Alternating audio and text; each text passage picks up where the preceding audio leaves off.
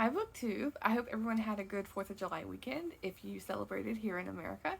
Mine was pretty good. It was very busy. I went on a drive through the mountains and going looping back around to the Columbia Gorge, which was really nice to see again.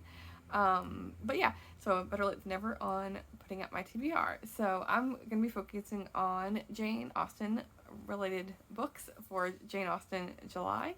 And I've already started one, and this is Persuasion by Jane Austen. I've read all of her main novels, and so this is a reread for me.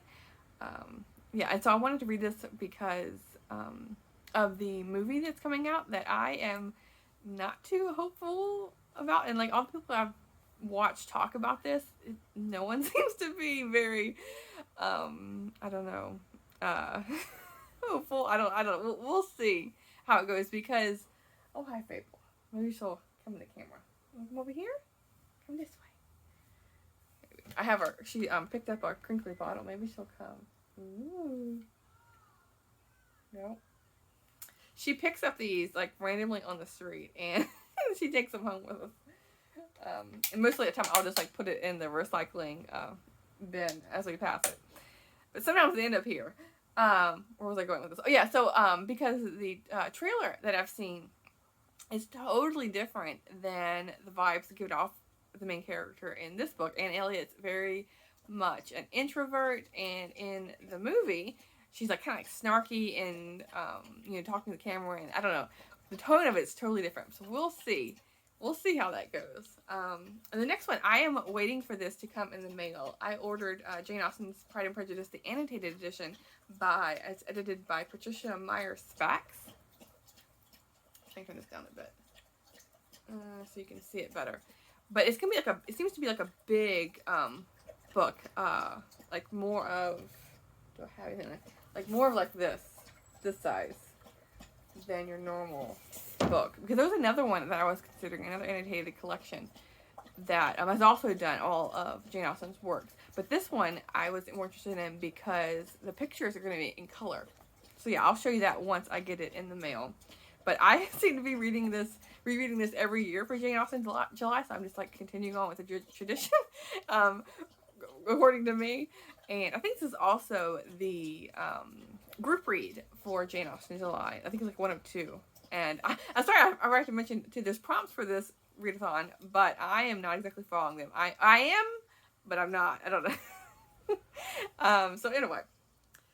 So for that one, I've been wanting to read this for quite a while, this annotated edition.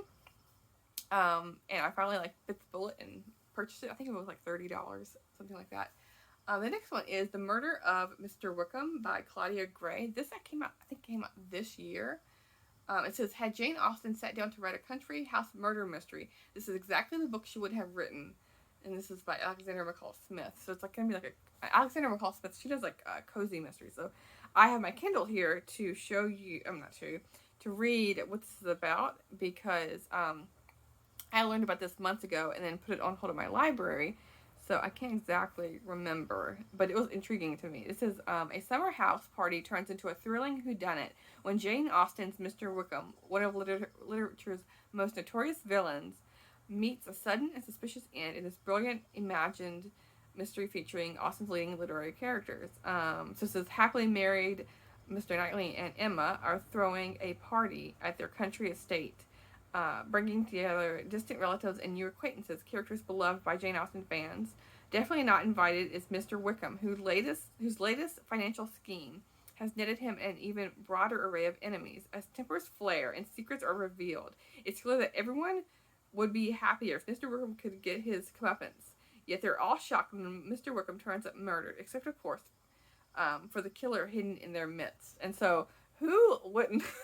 And like far back in your mind, like wouldn't want to strangle Mr. Wickham from Pride and Prejudice. So yeah, he's gonna get his comeuppance in this story. And I really like the cover too, with all the different people who could have done it. Yeah, so this will be fun. I then have Unequal Affection by Laura S. Ormanston, a Pride and Prejudice retelling, and this one I heard about from watching all the various booktubers TBRs, because I have been for Jane Austen July, I've been watching a ton of TBR videos, getting ideas, and yeah, because like for me, like searching, like Googling Jane Austen July retellings or whatnot, I feel like, like BookTube does the work for me in a way. And for this one, let me look at my Kindle again for the description. If I can find it here. There it is. Okay.